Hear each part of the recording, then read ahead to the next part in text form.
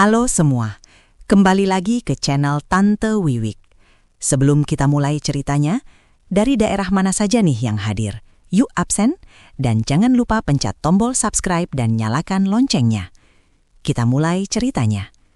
Matahari sore itu menggantung rendah di ufuk barat, membiarkan cahayanya yang berwarna jingga pucat menerobos masuk melalui jendela-jendela besar di mansion mewah kawasan perumahan elit Permata Hijau.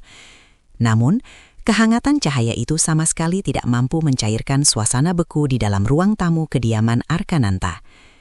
Di ruangan yang luasnya setara dengan rumah tipe sederhana itu, udara terasa begitu tipis, seolah-olah oksigen enggan singgah di tempat di mana kebencian sedang memuncak.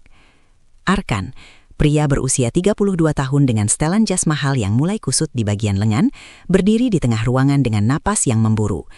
Wajahnya yang biasanya terlihat tampan dan berwibawa di sampul majalah bisnis, kini tampak mengerikan. Guratan urat menonjol di pelipisnya dan matanya merah padam, menahan amarah yang selama berbulan-bulan ini ia pendam, atau mungkin lebih tepatnya ia pupuk. Di hadapannya duduk seorang wanita yang tampak sangat kontras dengan kemarahan Arkan. Hana. Ia duduk di sofa beludru berwarna krem dengan punggung tegak namun santai. Hana mengenakan gamis berwarna abu-abu lembut dengan hijab instan yang menutupi dada. Jemarinya yang lentik bergerak ritmis menggeser butiran tasbih digital kecil yang melingkar di ibu jarinya. Matanya menunduk, menatap karpet Persia di bawah kakinya dengan ketenangan yang bagi Arkan terasa seperti penghinaan. "Berhenti melakukan hal bodoh itu, Hana," bentak Arkan. Suaranya yang berat menggema, memantul di dinding-dinding tinggi yang dihiasi lukisan abstrak bernilai ratusan juta. "Tasbih itu, ketenangan itu, aku muak. Kau pikir dengan berpura-pura menjadi wanita suci aku akan luluh? Kau pikir aku akan tetap bertahan di rumah yang terasa seperti kuburan ini?" Hana tidak menjawab. Ia bahkan tidak berkedip. Bibirnya hanya bergerak sangat tipis, merapalkan doa yang tidak bisa didengar oleh telinga manusia, apalagi oleh pria yang sedang dikuasai ego seperti Arkan. Tanpa aba-aba, Arkan merogoh tas kerjanya dan mengeluarkan sebuah map coklat tebal. Dengan gerakan kasar yang penuh dengan energi kebencian, ia melemparkan map itu ke atas meja kaca di hadapan Hana. Brak! Suara hempasan map itu terdengar sangat keras, memecah kesunyian rumah besar yang biasanya tenang. Kertas-kertas putih di dalamnya meluncur keluar, berserakan di atas meja, menampilkan barisan tulisan hukum yang kaku, namun mematikan. Di bagian paling atas, terbaca jelas dengan huruf kapital tebal, "Surat gugatan cerai." Tanda tangani. Desis Arkan. Ia kini mencondongkan tubuhnya, menumpukan kedua tangannya di atas meja, memaksa Hana untuk menatap wajahnya. "Aku sudah tidak tahan lagi. 5 tahun, Hana. 5 tahun aku terpenjara dalam pernikahan membosankan ini. Aku butuh udara segar. Aku butuh pendamping yang mengerti duniaku, bukan wanita yang hanya tahu cara menghitung butiran tasbih dan mengingatkanku tentang akhirat setiap kali aku ingin menikmati hasil keringatku." Arkan tertawa sinis, sebuah tawa yang kering dan penuh penghinaan. Di matanya, Hana hanyalah sisa-sisa masa lalunya yang malang. Arkan merasa dirinya telah berada di puncak dunia. Sebagai direktur utama Arkananta Group yang baru saja memenangkan tender proyek infrastruktur raksasa, ia merasa telah bertransformasi dari seorang pemuda biasa menjadi sang penguasa bisnis. Dan bagi penguasa seperti dirinya, Hana dianggap sebagai aksesori kuno yang memalukan untuk dibawa ke pesta-pesta mewah atau pertemuan tingkat tinggi. "Kau lihat dirimu," lanjut Arkan, matanya memindai penampilan Hana dari ujung kepala hingga ujung kaki dengan tatapan merendahkan. "Kau tidak pernah berubah. Sejak pertama kali aku membawamu dari panti asuhan itu hingga sekarang, kau tetaplah gadis kampung yang beruntung. Kau tidak tahu cara memakai dress rancangan desainer, kau tidak tahu cara memegang gelas sampahnya di depan rekan bisnisku. Kau memalukan, Hana. Setiap kali aku melihatmu, aku hanya teringat pada masa-masa sulit yang ingin kulupakan." Arkan menarik napas panjang, mencoba mengatur emosinya yang meluap. Ia menegakkan tubuh, merapikan kerah jasnya, seolah-olah ia sedang bersiap untuk sebuah negosiasi besar. Di luar sana, ada wanita yang jauh lebih berkelas. Fanya, kau mengenalnya bukan? Dia cerdas, modern, dan yang terpenting, dia adalah tipe wanita yang pantas berdiri di samping seorang pria seperti aku. Dia mengerti ambisiku, dia mendukung langkahku, dan dia tidak pernah menatapku dengan tatapan menghakimi, seolah-olah aku adalah pendosa setiap kali aku pulang terlambat. Hana perlahan menghentikan gerakan jemarinya pada tasbih digital. Ia mengangkat wajahnya. Untuk pertama kalinya dalam konfrontasi itu, mata mereka bertemu. Tidak ada pancaran kemarahan di mata Hana. Tidak ada genangan air mata yang biasanya diharapkan oleh pria yang ingin merasa menang. Yang ada di sana hanyalah sebuah kejernihan yang dalam, sebuah sorot mata yang sulit diartikan oleh Arkan. Bukan ketakutan, melainkan sesuatu yang menyerupai rasa kasihan. "Kenapa kau menatapku seperti itu?" bentak Arkan lagi, kali ini dengan nada yang sedikit tidak stabil. Ketenangan Hana mulai mengusik kepercayaan dirinya. "Kau pikir aku bercanda? Aku tidak akan memberikanmu sepeser pun. Rumah ini, perusahaan, semua mobil di garasi, itu semua adalah aset atas namaku. Kau hanya menumpang hidup di sini selama 5 tahun. Kau adalah benalu yang selama ini kuhidupi karena rasa kasihan. Dan hari ini, rasa kasihanku sudah habis." Arkan menunjuk ke arah pintu depan dengan jarinya yang gemetar. "Vanya sedang menungguku di mobil. Kami akan merayakan ini. Jadi, segera coretkan tanda tanganmu di sana. Ambil barang-barang pribadimu, dan pergilah sebelum aku memanggil satpam untuk menyeretmu keluar." "Aku ingin menghapus setiap jejakmu dari istanaku ini."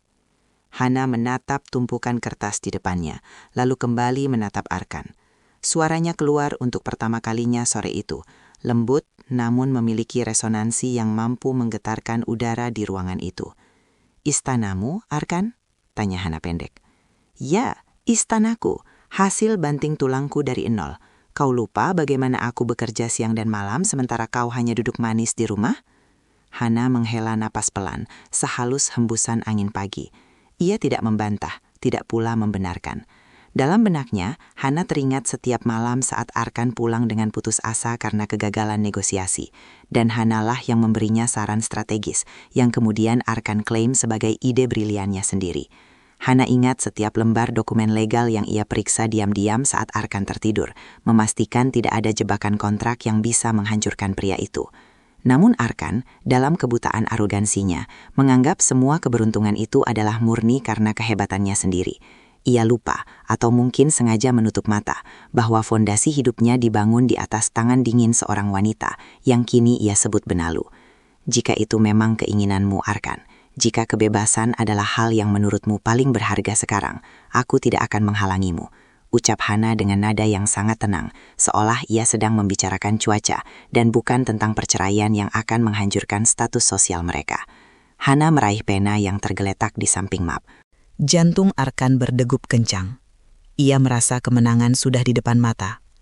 Ia membayangkan hidup baru tanpa ada yang mengingatkannya untuk sholat, tanpa ada yang melarangnya berinvestasi di sektor berisiko, dan tanpa ada Hana yang selalu membuatnya merasa kurang karena nilai-nilai moral yang dipegang wanita itu.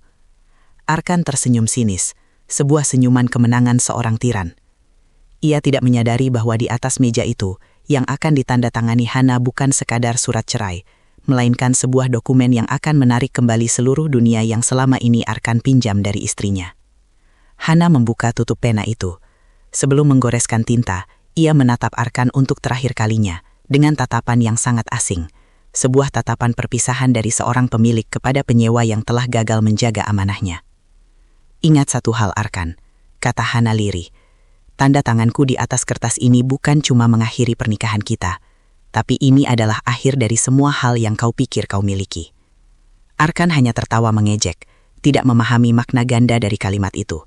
Baginya, itu hanyalah gertakan sambal dari wanita yang sebentar lagi akan menjadi gelandangan. Ia tidak sabar untuk segera membawa kertas itu ke pengadilan dan memulai hidup barunya sebagai lajang kaya raya. Namun, ia tidak tahu bahwa tepat saat tinta pena Hana menyentuh kertas, sebuah sistem raksasa di pusat data perbankan dan notaris sedang bersiap untuk melakukan pembekuan aset secara masif. Goresan tanda tangan Hana selesai. Sederhana, tegas, dan tanpa ragu. Bab pertama dari kehancuran Arkan baru saja dimulai. Arkan berdiri mematung di samping meja kaca, Matanya terpaku pada goresan tinta hitam yang masih basah di atas kertas putih itu. Tanda tangan Hana. Nama wanita itu terukir dengan lekukan yang tegas, seolah-olah ia tidak sedang menyerahkan status pernikahannya, melainkan sedang menandatangani sebuah dekrit kemenangan. Arkan mendengus, mencoba mengusir rasa tidak nyaman yang tiba-tiba merayap di tengkuknya. Ia segera menyambar map coklat itu dengan gerakan posesif, seolah-olah kertas itu adalah tiket emas menuju surga yang selama ini ia idamkan. Bagus, desis Arkan. Suaranya kini terdengar lebih tenang, namun penuh dengan racun kemenangan. Setidaknya kau tahu diri, kau tidak mencoba memelas atau menangis di kakiku. Itu akan sangat memuakkan.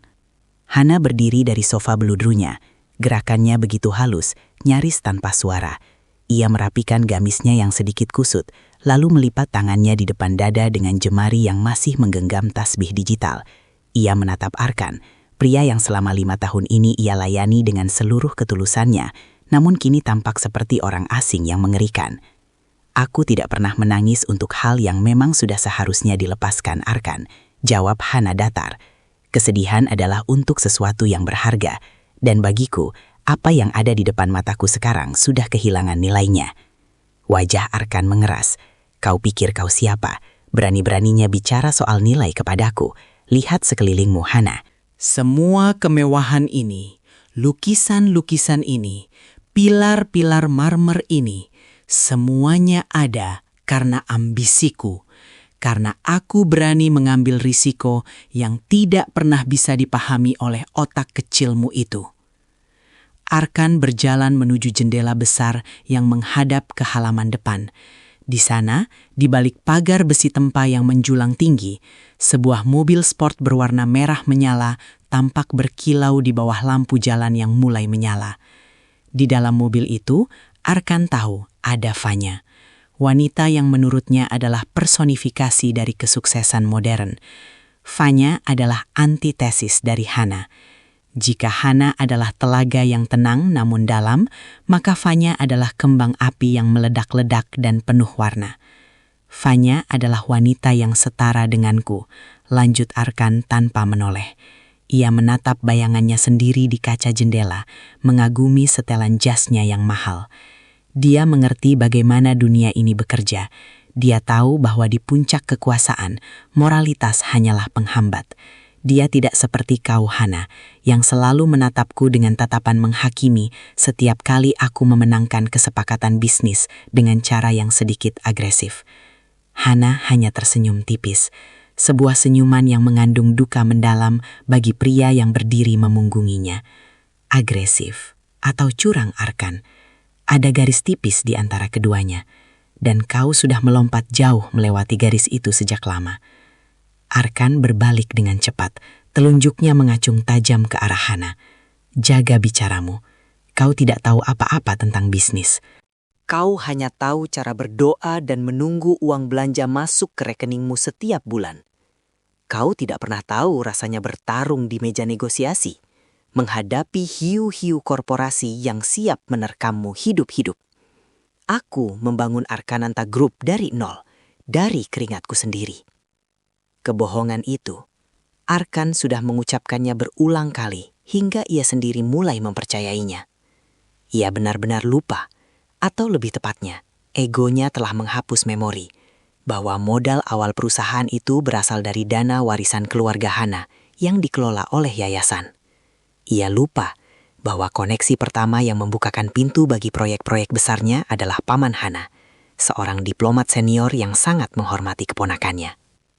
Arkan merasa bahwa semua itu hanyalah pembuka jalan yang tidak berarti, dan bahwa kejeniusannya lah yang melakukan segalanya.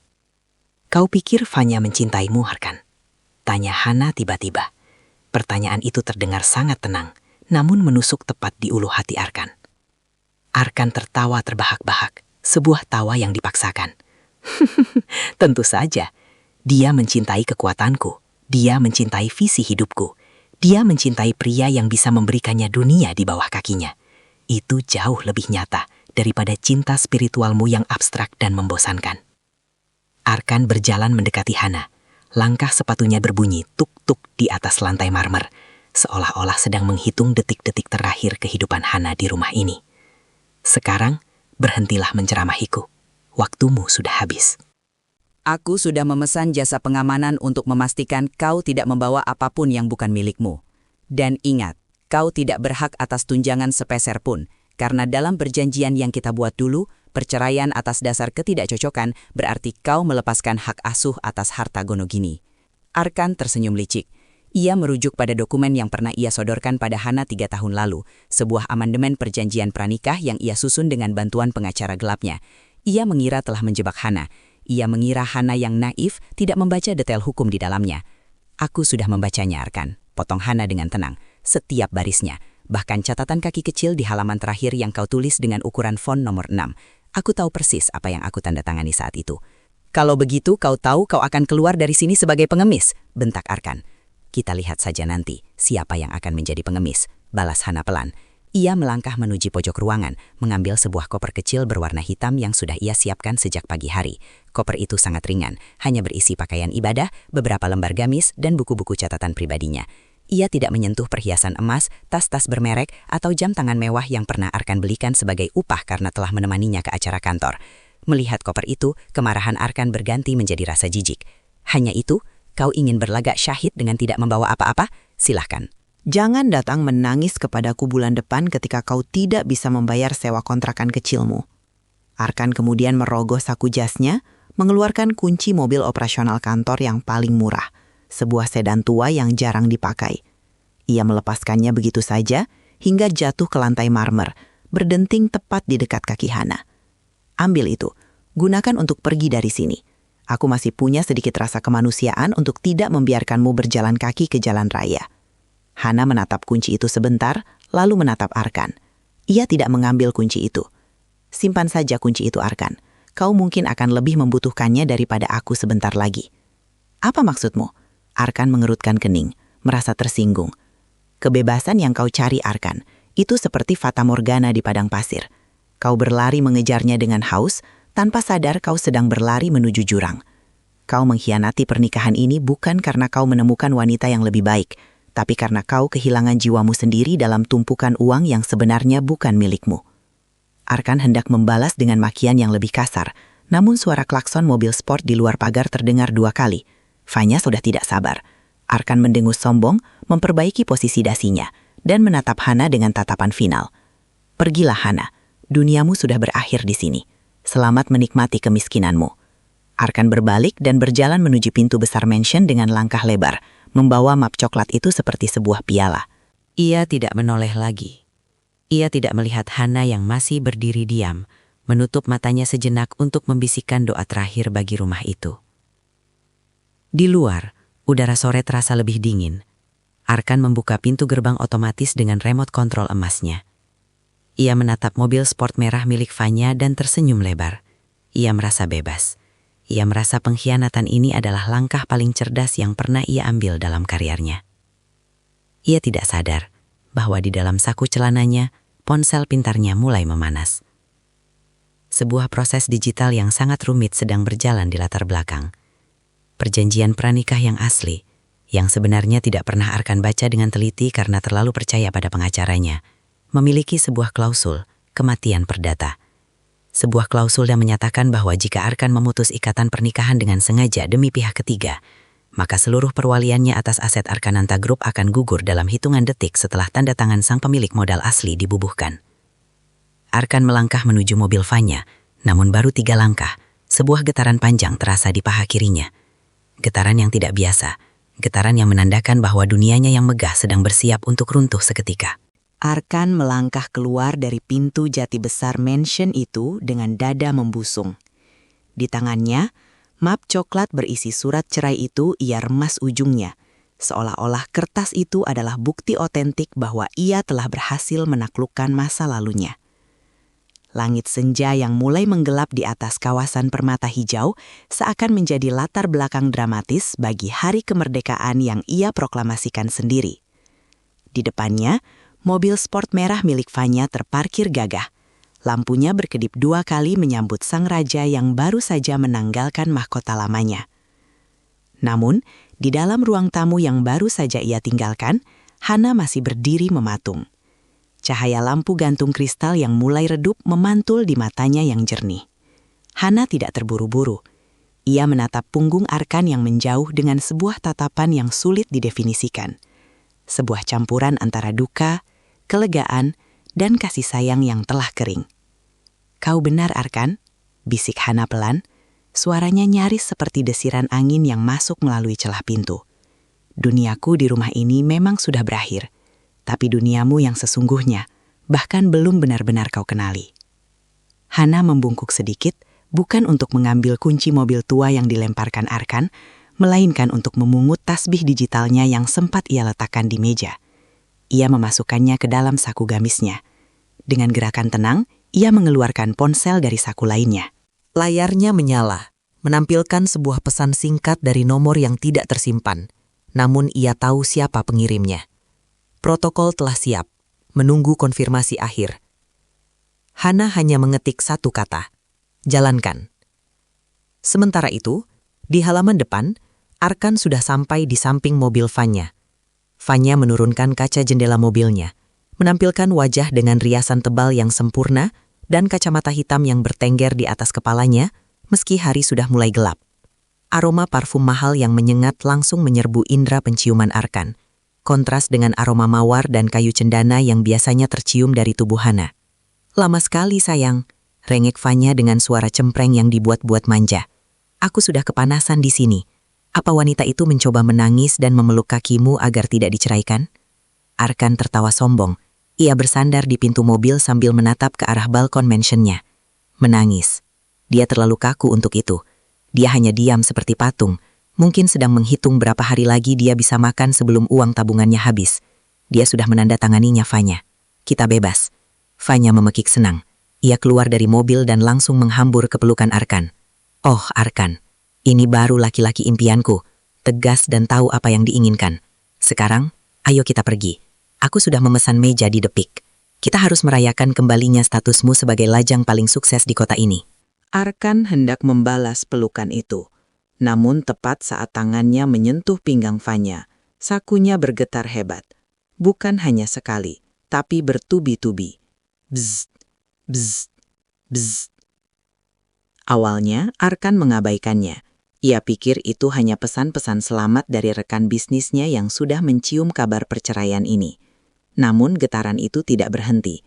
Malah ponselnya mulai mengeluarkan bunyi alarm peringatan yang hanya aktif jika ada masalah keamanan tingkat tinggi pada rekening korporatnya. "Sebentar, sayang," ujar Arkan sambil mengerutkan kening. Ia melepaskan pelukan Vanya dan merogoh ponselnya. Layar ponsel pintar keluaran terbaru itu menyala terang, menampilkan deretan notifikasi merah yang menutupi wallpaper foto dirinya sendiri. Arkan membacanya dengan cepat, dan seketika senyum kemenangannya membeku.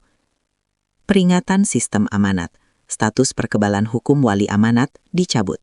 Deteksi perubahan status sipil pemegang otoritas.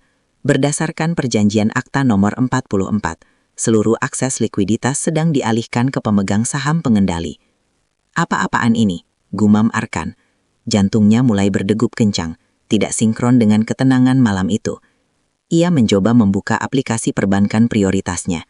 Jari-jarinya gemetar saat memasukkan kode akses.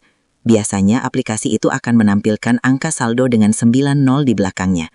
Sebuah angka yang selalu membuatnya merasa seperti Tuhan. Namun kali ini, layar itu memuat proses yang lama. Lingkaran pemuatan berputar-putar, seolah sedang mempermainkan nyawanya. Dan kemudian, angka itu muncul. Rp 0,00. Arkan berkedip berkali-kali. Ia mengusap layar ponselnya ke jasnya, mengira ada debu yang menutupi angka-angka itu. Namun hasilnya tetap sama. 0. Kosong. Bahkan rekening pribadinya, tempat ia menyimpan uang hasil dividen yang ia potong sendiri, menunjukkan status dibekukan. "Arkan, ada apa? Wajahmu kenapa jadi pucat begitu seperti melihat hantu?" tanya Vanya, suaranya mulai kehilangan nada manjanya dan berubah menjadi nada curiga. "Sial, ini pasti kesalahan sistem.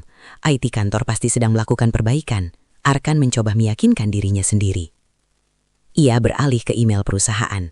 Di sana, sebuah pesan resmi dari Biro Hukum Adiwangsa Trust, firma hukum raksasa yang selama ini ia kira bekerja untuknya, telah masuk 1 menit yang lalu. Isinya singkat, dingin, dan mematikan. Kepada Saudara Arkananta, dengan ditandatanganinya akta cerai pada pukul 17.45 WIB, maka secara hukum saudara telah kehilangan kualifikasi sebagai trustee, wali amanat, atas aset-aset yang dijaminkan oleh Ibu Hana Adiwangsa. Seluruh fasilitas jabatan, termasuk namun tidak terbatas pada rumah tinggal, kendaraan, dan rekening operasional, telah ditarik kembali ke tangan pemilik modal asli. Saudara memiliki waktu 24 jam untuk menyerahkan inventaris perusahaan. Darah seolah surut dari wajah Arkan, meninggalkannya dalam keadaan pucat pasi yang mengerikan. Lututnya terasa lemas.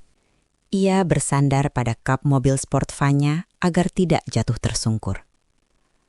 Hana Adiwangsa? Arkan mengeja nama itu di dalam kepalanya. Selama 5 tahun, ia hanya memanggilnya Hana. Ia hampir lupa bahwa nama belakang istrinya adalah nama dari dinasti bisnis paling tua dan paling kuat di negeri ini. Ia selalu berpikir bahwa Hana adalah cabang yatim piatu yang tidak memiliki kekuatan apa-apa, yang beruntung bisa menikah dengannya. Ia baru sadar sekarang. Hana bukan menumpang padanya. Dialah yang selama ini menumpang pada Hana. Arkan, jawab aku. Ada apa? Fanya mulai membentak. Ia melihat ponsel Arkan yang masih menyala. Fanya menyambar ponsel itu dan membaca baris pertamanya. Mata Fanya membelalak. Rekening dibekukan? Apa maksudnya ini? Jangan bilang kau bangkrut di hari pernikahan kita berakhir. Diam, Fanya. Ini cuma salah paham, bentak Arkan. Namun suaranya bergetar ketakutan. Pada saat yang sama, gerbang mansion terbuka kembali. Namun bukan Hana yang keluar. Dari dalam halaman, muncul 2 orang pria berbadan tegap dengan setelan safari hitam. Mereka adalah tim keamanan dari Adiwangsa Group yang selama ini Arkan kira adalah bawahannya. Selamat sore Pak Arkan, ucap salah satu dari mereka dengan suara bariton yang datar, tanpa rasa hormat sedikit pun. Kami diinstruksikan oleh Ibu Hana untuk mulai mengamankan aset. Kunci mobil sport ini atas nama perusahaan, mohon diserahkan sekarang. Begitu juga dengan ponsel dan laptop kantor yang ada pada Anda. Arkan menatap mereka dengan tatapan kosong. Apa? Kalian gila? Aku bos kalian. Maaf Pak, berdasarkan sistem, status kepegawaian Anda telah dinonaktifkan per menit ini. Anda bukan lagi bagian dari Arkananta Group yang kini telah kembali ke nama aslinya, Adiwangsa Corp. Fanya yang mendengar itu langsung mundur selangkah, menjauh dari Arkan seolah-olah pria itu adalah wabah penyakit. Tunggu, jadi mobil ini bukan milikmu? Rumah ini bukan milikmu? Semua ini milik wanita berhijab yang membosankan itu? Arkan tidak bisa menjawab. Dunianya baru saja meledak, dan ia sedang berdiri di tengah puing-puingnya. Di balik jendela lantai 2 mansion, ia melihat bayangan Hana yang sedang menutup koper hitam kecilnya. Hana tampak sangat tenang, seolah ia baru saja menyelesaikan tugas kecil yang remeh. Sementara di bawah sana, Arkan mulai merasakan dinginnya kenyataan yang menusuk hingga ke tulang sumsum. Senyum Hana di balik ketenangan itu kini menjadi mimpi buruk yang nyata bagi Arkan. Pengkhianatan yang ia rencanakan dengan begitu rapi, ternyata hanyalah sebuah panggung yang disiapkan Hana untuk menunjukkan betapa kerdilnya Arkan tanpa perlindungan namanya. Udara senja di pelataran mansion itu mendadak terasa mencekam, seolah oksigen telah dihisap habis oleh kenyataan pahit yang baru saja menghantam Arkan. 2 pria berbadan tegap itu masih berdiri bergeming, menatap Arkan dengan tatapan dingin yang selama ini hanya mereka berikan kepada penyusup atau musuh perusahaan. Kini, bagi mereka, Arkan adalah keduanya. Arkan, jawab aku, apa yang mereka katakan itu benar? Suara Fanya meninggi, melengking membelah keheningan kompleks elit tersebut. Ia tidak lagi tampak seperti kekasih yang memuja. Matanya menyipit penuh selidik, menatap Arkan seolah pria itu adalah barang cacat produksi yang ingin segera ia kembalikan ke toko. Arkan mencoba menelan ludah, namun tenggorokannya terasa seperti disumpal pasir kering. Fanya, tenanglah. Ini hanya masalah administrasi. Pengacaraku pasti melakukan kesalahan kecil dalam verifikasi dokumen. Aku akan menelpon Pak Burhan sekarang juga. Dengan tangan yang gemetar hebat, Arkan mencoba mencari kontak Pak Burhan, kepala divisi legal yang selama ini selalu menjilat sepatunya demi bonus besar. Namun tepat sebelum ia menekan tombol panggil, sebuah notifikasi pesan suara masuk. Arkan membukanya dengan harapan setitik keajaiban. Pak Arkan, saya mohon maaf. Instruksi dari Dewan Komisaris Utama, Ibu Hana, sangat jelas. Seluruh otoritas Anda dicabut tanpa masa transisi. Saya menyarankan Anda untuk kooperatif agar masalah ini tidak berlanjut ke ranah pidana penggelapan aset. Selamat sore. Suara itu datar, profesional, dan mematikan. Ponsel di tangan Arkan nyaris terjatuh. Ia merasa seolah bumi yang ia pijak baru saja ditarik paksa, meninggalkannya melayang dalam kehampaan. Jadi benar, Fanya mendesis. Langkah kakinya mundur menjauh dari Arkan. Mobil ini bukan milikmu. Berlian di leherku ini. Apa ini juga milik perusahaan? Fanya, dengarkan aku. Tidak, kau yang dengar. Potong Fanya beringas. Pesona manisnya hilang tak berbekas, digantikan oleh naluri bertahan hidup seorang sosialita yang tak ingin jatuh miskin. Aku tidak mau berurusan dengan orang yang tidak punya apa-apa. Kau bilang kau adalah raja di kota ini. Ternyata kau cuma supir yang meminjam jas majikannya. Fanya langsung masuk ke kursi kemudi mobil sport merah itu. Ia tidak peduli lagi pada Arkan. Namun salah satu petugas keamanan dengan sigap menghalangi pintu mobil. Maaf Mbak Fanya, ucap petugas itu tenang. Mobil ini adalah aset PT Adiwangsa Corp. Berdasarkan catatan, mobil ini dipinjamkan kepada Pak Arkan sebagai fasilitas jabatan. Karena jabatan beliau sudah berakhir, mobil ini harus kami sita sekarang juga. Silakan keluar dan ambil barang pribadi Anda. Wajah Fanya memerah benahan malu. Ia terpaksa keluar dengan menghentakkan kaki tingginya ke aspal, memaki-maki Arkan dengan kata-kata yang belum pernah Arkan dengar sebelumnya. Arkan hanya bisa berdiri mematung, melihat wanita yang ia puja sebagai kelas atas itu kini tampak seperti orang pasar yang sedang mengamuk. Di tengah kekacauan itu, pintu utama mansion terbuka. Hana melangkah keluar. Ia masih mengenakan gamis abu-abu yang sama, koper hitam kecil di tangan kanannya, dan ketenangan yang tidak terusik di wajahnya. Ia berjalan menuruni anak tangga marmer dengan anggun. Setiap langkahnya terasa seperti dentuman palu hakim di telinga Arkan. Arkan berpaling, menatap istrinya, mantan istrinya, dengan tatapan memohon yang menyedihkan. Hana, apa yang kau lakukan? Kau tidak bisa melakukan ini padaku. Kita sudah menikah 5 tahun. Aku yang membesarkan namamu di dunia bisnis. Hana berhenti tepat di depan Arkan. Ia menatap pria itu, bukan dengan kemarahan, tapi dengan kedalaman yang membuat Arkan merasa sangat kecil. Aku tidak melakukan apapun, Arkan. Suara Hana lembut, namun bergema kuat. Aku hanya berhenti melindungimu. Selama 5 tahun, aku menjadi payung di atas kepalamu agar kau tidak basah oleh hujan yang kau ciptakan sendiri. Hari ini, aku hanya melipat payung itu karena kau merasa matahari milikmu sendiri. Hana memberikan isyarat kepada petugas keamanan. Berikan dia waktu 10 menit untuk mengambil pakaian pribadinya. Setelah itu, segel rumah ini. Tidak ada satupun barang di dalam sana yang boleh keluar tanpa izin audit. Hana, kau tidak bisa mengusirku dari rumahku sendiri, teriak Arkan frustrasi. Ini bukan rumahmu, Arkan. Ini adalah rumah kakekku, jawab Hana dingin. Dan kau hanyalah tamu yang lupa cara berterima kasih. Hana berjalan menuju gerbang, di mana sebuah sedan mewah hitam, jauh lebih mahal dan berkelas daripada mobil sport milik Fanya, sudah menunggunya. Sopir membukakan pintu untuknya. Sebelum masuk, Hana menoleh sekilas. Tanda tangan itu, Arkan. Itu adalah harga dari kesombonganmu. Kau pikir kau membeli kebebasan dengan melempar surat cerai itu padaku? Tidak. Kau baru saja menjual seluruh hidupmu. Pintu sedan ditutup dengan bunyi dentuman yang solid. Mobil itu meluncur pergi dengan tenang, meninggalkan Arkan yang kini tertuduk lemas di aspal halaman rumahnya sendiri. Fanya sudah pergi entah kemana setelah memesan taksi daring sambil terus mengomel, meninggalkan Arkan sendirian, menghadapi tatapan sinis para penjaga keamanan. Matahari benar-benar telah tenggelam. Kegelapan mulai menyelimuti mansion megah itu, dan untuk pertama kalinya dalam hidupnya, Arkan merasakan ketakutan yang sesungguhnya. Ia baru saja menandatangani perpisahannya bukan hanya dengan seorang wanita, tapi dengan seluruh martabat, harta, dan masa depannya. Berikut adalah pengembangan bab 5 menjadi narasi yang mendalam, menggambarkan keruntuhan sistematis dari seluruh sendi kehidupan Arkan dalam waktu singkat. Bab 5. Getaran peringatan. Malam baru saja merangkak naik, namun bagi Arkan, dunia seolah telah kiamat lebih cepat. Ia masih terduduk di atas aspal dingin pelataran mansion, menatap kosong ke arah gerbang yang baru saja dilewati oleh sedan mewah Hana.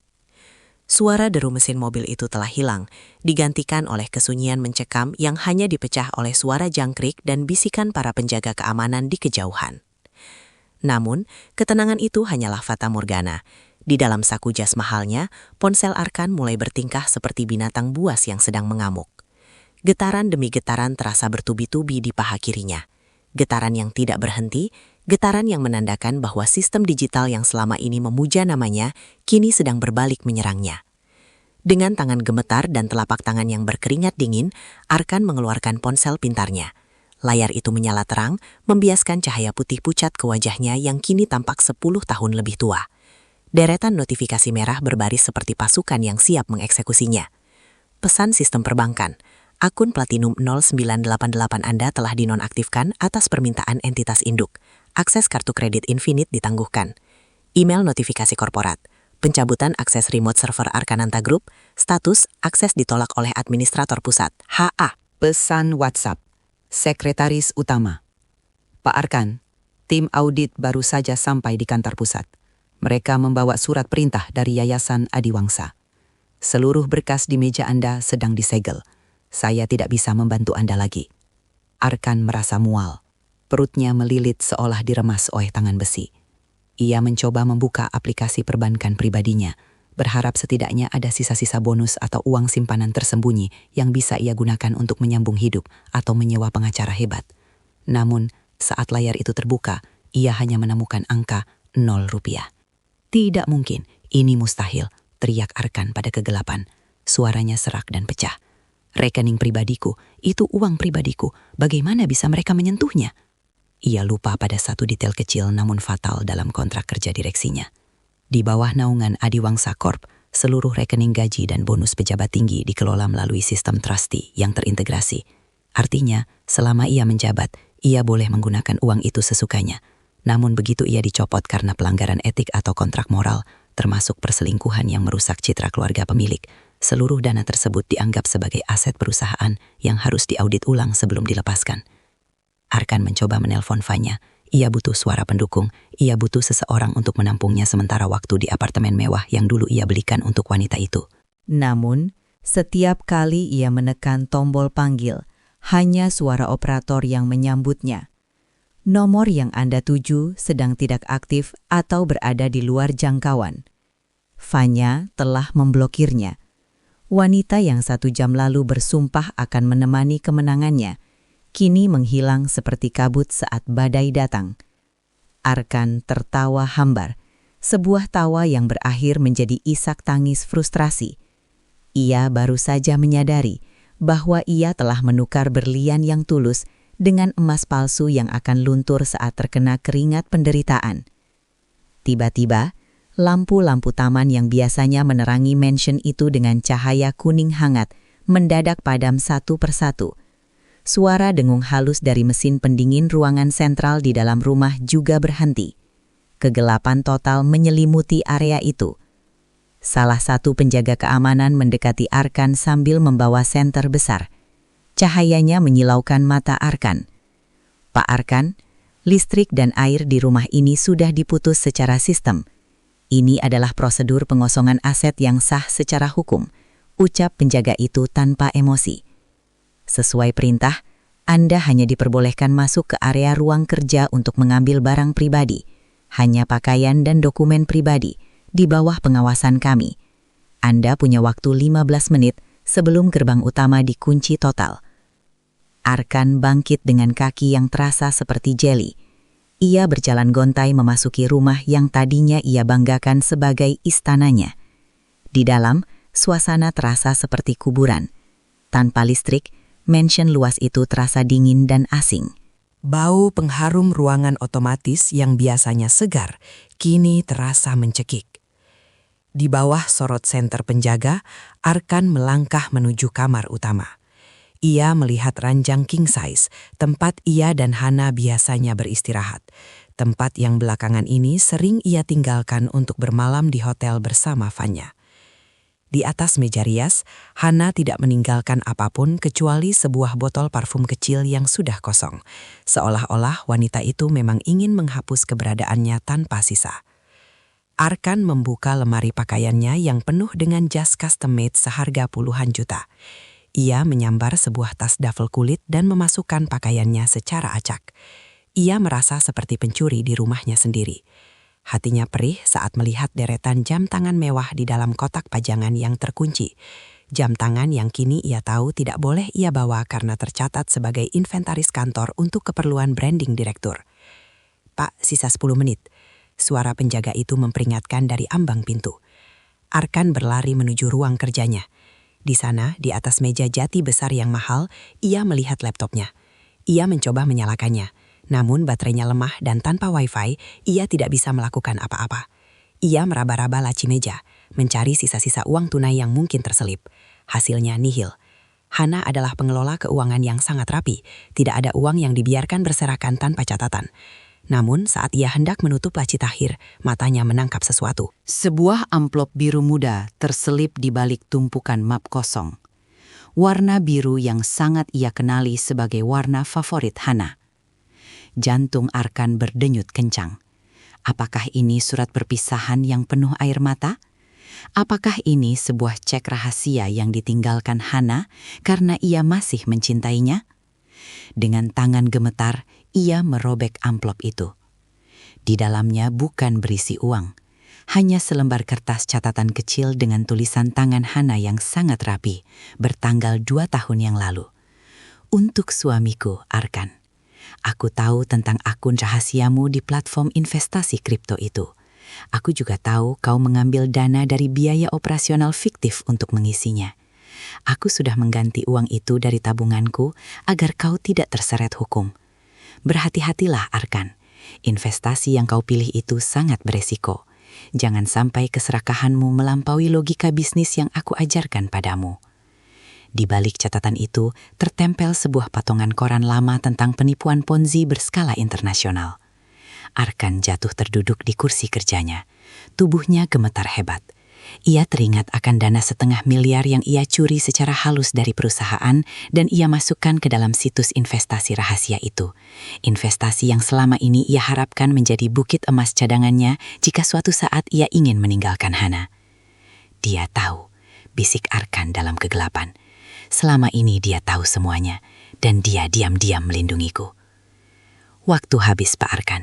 Silakan keluar sekarang. Suara tegas penjaga keamanan itu mengakhiri lamunannya. Arkan berdiri dengan sisa-sisa kekuatannya, menyandang tas duffelnya, dan berjalan keluar dari ruang kerja itu untuk terakhir kalinya.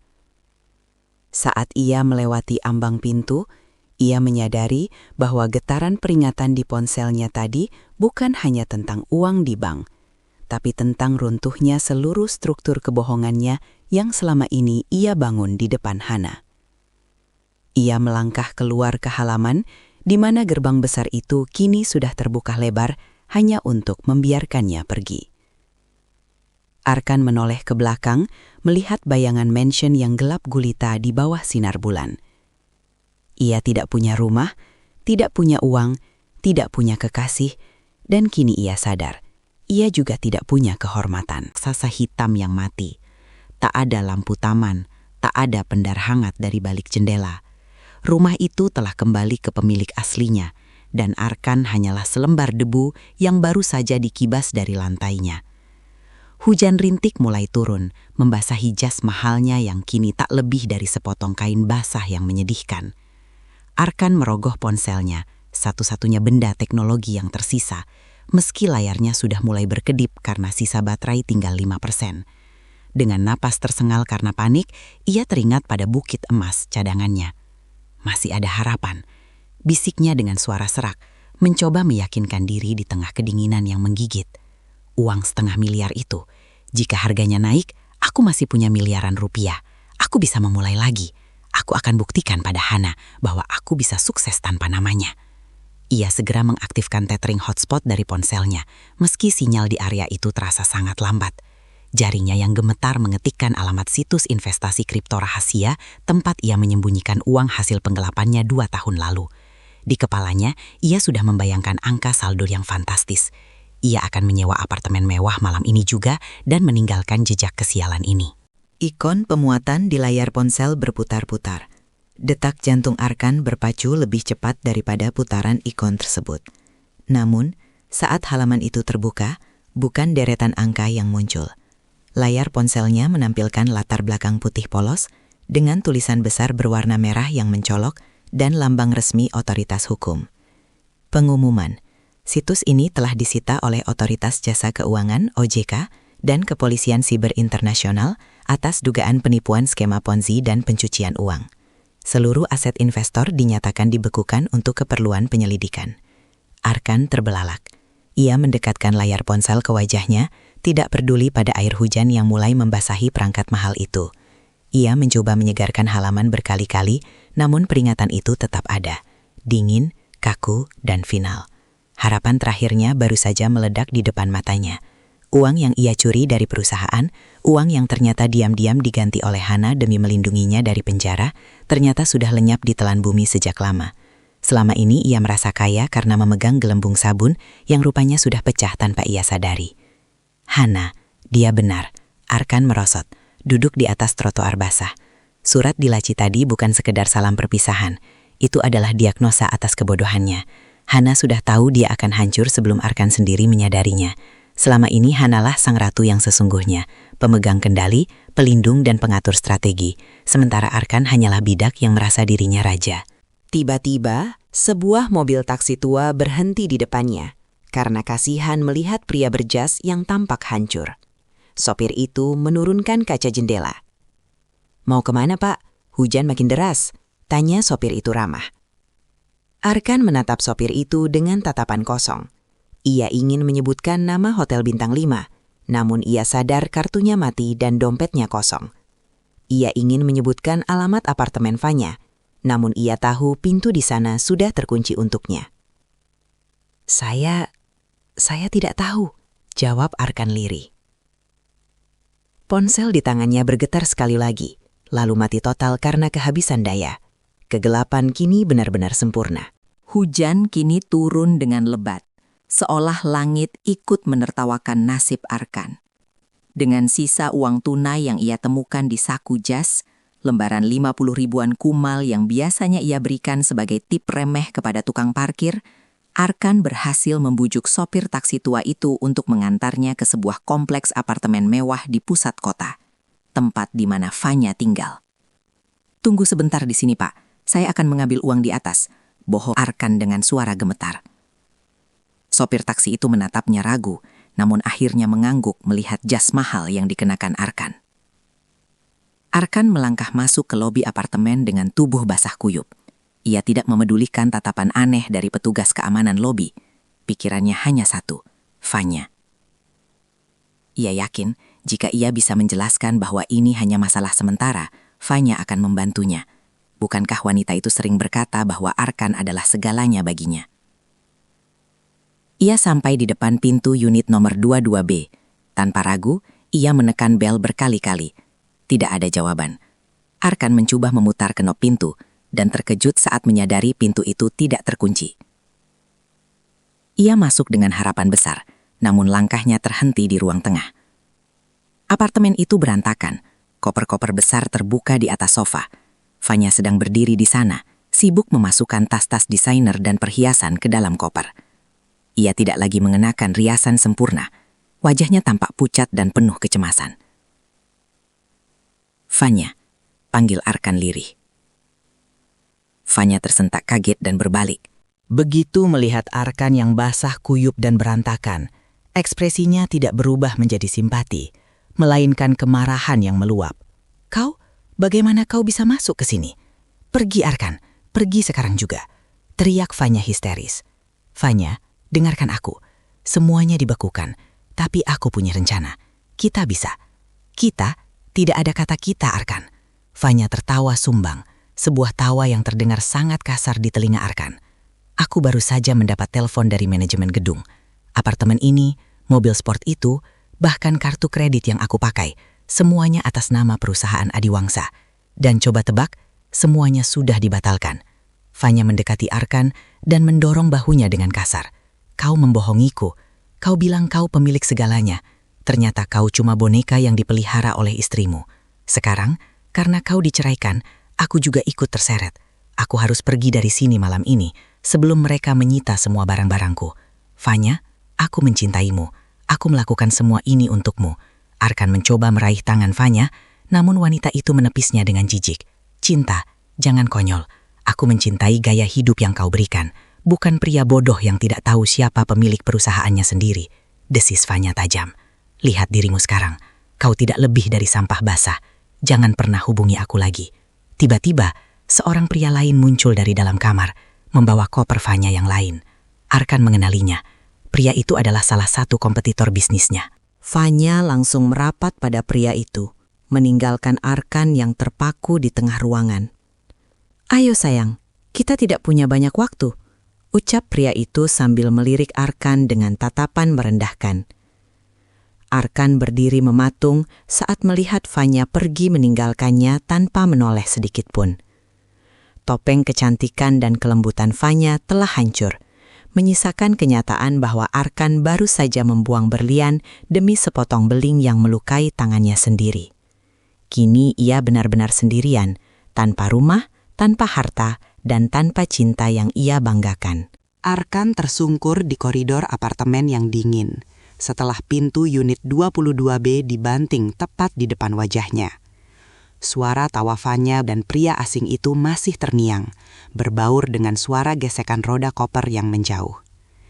Ia baru saja diusir dari tempat yang ia bayar dengan harga diri dan pengkhianatan. Dengan langkah tertatih, ia berjalan menuju lift, namun petugas keamanan apartemen sudah menunggunya. "Maaf Pak Akan, manajemen sudah mencabut akses Anda. Silahkan tinggalkan area ini sekarang," ucap petugas itu dengan nada yang tak lagi ramah. Status Arkan sebagai tamu VIP telah kedaluarsa bersamaan dengan saldo rekeningnya. Arkan keluar ke trotoar. Hujan telah reda, menyisakan hawa lembab yang menusuk tulang. Ia berjalan tanpa arah di bawah temaram lampu kota Jakarta yang biasanya tampak glamur, namun kini terasa seperti hutan beton yang mengancam. Perutnya mulai melilit hebat, rasa lapar yang belum pernah ia rasakan sebelumnya menyerang. Selama ini ia hanya perlu menunjuk menu di restoran berbintang. Kini ia bahkan tidak punya koin untuk membeli roti di minimarket. Ia duduk di sebuah halte bus yang sepi. Di seberang jalan, sebuah layar digital besar menampilkan iklan Adiwangsa Corp. Di sana, wajah Hana terpampang dengan sangat anggun, mengenakan pakaian kerja formal dengan latar belakang gedung pencakar langit. Tulisan di bawahnya berbunyi, "Kepemimpinan baru, integritas baru." Arkan tertawa getir hingga air mata menetes di pipinya yang kotor. "Integritas," bisiknya pahit. Ia teringat bagaimana ia sering menertawakan kejujuran Hana. Ia menganggap kejujuran adalah kelemahan dan manipulasi adalah kecerdasan. Kini, kecerdasan itu telah membawanya duduk di halte bus dengan tas berisi baju-baju mahal yang tak bisa mengenyangkan perutnya. Tiba-tiba, seorang pengemis tua mendekatinya, menyodorkan sebuah gelas plastik kosong. Arkan menatap pengemis itu, lalu menatap dirinya sendiri. Bedanya hanya satu, jas yang ia kenakan lebih mahal, namun kondisi batin mereka mungkin sama hancurnya. Arkan merogoh sakunya, berharap ada keajaiban, namun yang ia temukan hanyalah kartu nama Pak Burhan yang sudah tidak berguna. Ia mencoba memejamkan mata, mencari setitik harga diri yang tersisa, namun pikirannya terus kembali pada Hana. Ia teringat bagaimana Hana selalu menyiapkan air hangat dan senyum tulus setiap kali ia pulang kantor, terlepas dari seberapa kasar Arkan memperlakukannya. Ia teringat bagaimana Hana diam-diam membayar utang-utang rahasianya.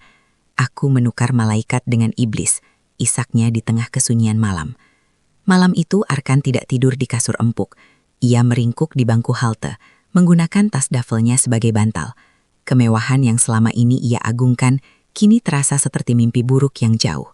Ia mulai menyadari bahwa tanpa Hana, ia hanyalah pria kosong yang tidak memiliki kemampuan apapun untuk bertahan hidup. Kegelapan kota malam itu bukan hanya menelan tubuhnya, tapi juga menghisap habis sisa-sisa kesombongan yang selama ini ia banggakan. Fajar menyingsing dengan warna abu-abu yang suram di langit Jakarta.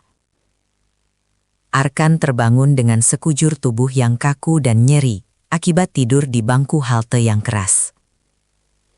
Jas mahalnya kini kumal, berbau asap kendaraan dan keringat dingin. Dengan sisa tenaga yang ada, ia berjalan kaki menuju gedung pencakar langit yang selama ini ia anggap sebagai monumen kejayaannya, Adiwangsa Tower, yang kemarin masih bernama Arkananta Tower. Ia berharap bisa menyelinap masuk, mengambil beberapa dokumen rahasia atau aset cair yang mungkin tertinggal di brankas ruang kerjanya. Namun, saat sampai di lobi, langkahnya langsung dihadang oleh barisan petugas keamanan baru yang mengenakan seragam dengan logo Adiwangsa Corp. "Saya direktur utama kalian, minggir!" teriak Arkan dengan suara parau yang tak lagi memiliki otoritas. "Maaf Saudara Arkan, Anda sudah dilarang menginjakkan kaki di gedung ini," ucap seorang pria berkacamata yang keluar dari lift. Itu adalah Pak Burhan, kepala divisi legal yang dulu selalu membungkuk hormat padanya. Kini, Pak Burhan berdiri tegak dengan tatapan dingin. "Burhan, bantu aku. Kau tahu aku yang membesarkan tempat ini." Arkan mencengkram lengan Pak Burhan, namun pria itu menepisnya dengan jijik. "Anda tidak membesarkan apapun, Arkan. Anda hanya menghabiskan anggaran perusahaan untuk gaya hidup mewah dan investasi bodong." Pak Burhan menyerahkan sebuah amplop kuning. "Ini adalah surat panggilan dari pihak kepolisian siber. Tim audit kami menemukan bukti penggelapan dana operasional sebesar 1,5 miliar yang Anda pindahkan ke platform ilegal itu." Arkan merasa dunianya berputar. Hana sudah menggantinya. Dia menulis surat bahwa dia menutupinya." Pak Burhan tersenyum tipis, sebuah senyuman yang penuh rasa kasihan. Ibu Hana menutupi celah itu agar perusahaan tidak kolaps saat itu. Tapi setelah Anda menggugat cerai, beliau menyerahkan seluruh bukti asli kepada Dewan Komisaris sebagai bentuk transparansi. Ibu Hana berkata, jika Anda memilih jalan kebebasan, maka Anda juga harus bebas menanggung konsekuensi hukum atas perbuatan Anda sendiri. Lutut Arkan lemas. Ia merosot di lantai marmer lobi yang mengkilap. Di atasnya, sebuah layar digital besar di lobi menampilkan siaran langsung konferensi pers. Di sana, Hana tampak berdiri dengan tenang di belakang podium, mengumumkan restrukturisasi total perusahaan. Hana tidak menyebut nama Arkan satu kali pun. Baginya, Arkan sudah menjadi sejarah yang tidak relevan. Arkan menatap layar itu dengan mata berkaca-kaca. Di sana, di depan kamera, Hana terlihat begitu bercahaya, begitu kuat, sang ratu yang sesungguhnya telah kembali mengambil tahtanya. Sementara itu, di sudut lobi, 2 orang petugas kepolisian berpakaian sipil mulai melangkah mendekati Arkan. Harapan palsu yang ia bangun sepanjang malam hancur seketika. Ia menyadari bahwa pelarian dan kesombongannya telah sampai di titik buntu. Tanda tangan di surat cerai itu memang benar-benar mengakhiri segalanya. Pernikahannya, hartanya, dan kini kebebasannya. Ruang interogasi itu sempit, dingin, dan hanya diterangi oleh sebola lampu kuning yang berkedip-kedip. Arkan duduk membeku dengan tangan terborgol di atas meja besi. Di hadapannya, seorang penyidik meletakkan sebuah tas plastik berisi barang-barang pribadi yang disita dari tas duffel miliknya. Di antara tumpukan pakaian kusut itu, terselip amplop biru muda yang ia temukan di laci mejanya tempo hari. "Anda diberi waktu 5 menit sebelum dipindahkan ke sel tahanan," ucap penyidik itu dingin sebelum melangkah keluar. Dengan jari yang gemetar dan terhalang rantai besi, Arkan membuka amplop itu untuk terakhir kalinya. Ia membaca surat dari Hana dengan saksama, baris demi baris, di bawah cahaya redup yang seolah ikut menangisi kebodohannya. "Arkan, Jika kau membaca ini dalam keadaan hancur, artinya kau telah memilih untuk membuang satu-satunya orang yang melihatmu melampaui angka-angka saldo perbankan. Aku tidak pernah mencintai Direktur Arkananta. Aku mencintai pria yang dulu berjanji akan menjagaku di depan makam orang tuaku. Uang 500 miliar yang kau curi itu telah kuganti. Bukan karena aku takut pada audit, tapi karena aku tidak ingin anak-anak kita kelak memiliki ayah seorang narapidana. Namun, jika surat cerai ini sudah kau tanda tangani, maka perlindunganku telah usai. Hiduplah dengan pilihanmu, Arkan. Belajarlah bahwa mahkota yang asli tidak terbuat dari emas, melainkan dari martabat. Air mata Arkan jatuh membasahi kertas biru itu, membuat tinta tulisan tangan Hana sedikit luntur. Anak-anak? Hana menyebut tentang anak. Arkan tertegun. Ia teringat sebuah kotak kecil yang sempat ia lihat di laci meja rias Hana sebelum ia melemparkan surat cerai itu. Sebuah alat tes kehamilan dengan 2 garis merah yang tidak sempat Hana tunjukkan padanya, karena ia terlanjur membentaknya habis-habisan. Dunia Arkan runtuh sehabis-habisnya. Ia tidak hanya kehilangan harta, jabatan, dan kehormatan. Ia telah membuang keluarganya sendiri demi bayangan semu bernama Vanya. Ia telah mengusir malaikat penjaganya tepat saat malaikat itu sedang membawa anugerah terbesar dalam hidup mereka. Hana, maafkan aku. Isaknya meraung. Suaranya memantul di dinding sel beton yang bisu. Namun permohonan maaf itu kini hanyalah gema yang tak akan sampai ke telinga siapapun. Beberapa bulan kemudian, di balik jeruji besi, Arkan hanya bisa melihat berita dari televisi tua di sudut penjara. Di sana, Hana tampak sedang menggendong seorang bayi di sebuah taman rumah sakit yang ia dirikan untuk yayasan yatim piatu. Hana terlihat sangat bahagia, jauh lebih muda dan bercahaya. Di sampingnya, tidak ada pria lain. Hanya ada ketenangan seorang wanita yang telah berhasil melewati badai. Arkan mematikan televisi itu dengan tangan gemetar. Ia kini mengenakan seragam oranye, bekerja sebagai petugas kebersihan di perpustakaan penjara. Kesombongannya telah mati, digantikan oleh kehampaan yang mencekik. Ia menyadari satu kebenaran pahit. Ia pikir ia telah membebaskan dirinya dengan membuang Hana, padahal sebenarnya ia baru saja mengunci dirinya sendiri dalam penjara penyesalan seumur hidup. Tanda tangannya di atas kertas itu memang mengakhiri pernikahan mereka, tapi sebelum ceritanya benar-benar berakhir, Arkan akhirnya mengerti bahwa ia tidak pernah menjadi raja. Ia hanyalah seorang pria bodoh yang baru menyadari nilai sebuah berlian setelah ia membuangnya ke tengah lautan yang tak terjangkau.